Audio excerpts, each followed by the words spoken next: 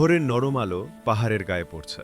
সবুজ বাঁশবনের ভেতরে ছোট্ট একটি পান্ডা ঘুম থেকে জেগে ওঠে। সে চোখ মেলে তাকায় চারপাশে। আজ তার সামনে নতুন একটি দিন। পান্ডাটি ধীরে ধীরে উঠে দাঁত মাজার চেষ্টা করে। কখনো বাঁশ পড়ে যায়, কখনো সে নিজেই হোঁচট খায়। সবকিছুতেই তার মুখে মিষ্টি হাসি লেগে থাকে। একটি ছোট ব্যাগ কাঁধে নিয়ে পান্ডা হাঁটতে থাকে। সে গাছ, পাখি আর প্রজাপতির কাছ থেকে শেখে জীবনের ছোট ছোট পাঠ। প্রকৃতি আজ তার স্কুল। পান্ডা খুঁজে পায় তার নতুন কিছু বন্ধু।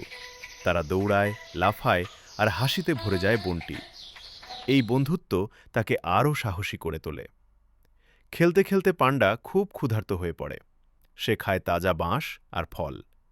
খাওয়ার সময় সে শিখে যায় ভাগ করে খাওয়ার আনন্দ। হঠাৎ পান্ডা হোঁচট খেয়ে পড়ে যায়। কিছুক্ষণ সে দুঃখ পায়, কিন্তু আবার উঠে দাঁড়ায়, কারণ সে জানে হার মানা যাবে না। নিজের ভুল থেকে শেখে পান্ডা।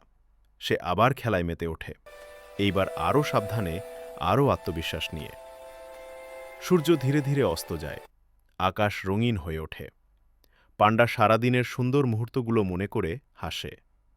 সূর্য ধীরে ধীরে অস্ত যায়। আকাশ রঙিন হয়ে ওঠে। পান্ডা সারাদিনের সুন্দর মুহূর্তগুলো মনে করে হাসে।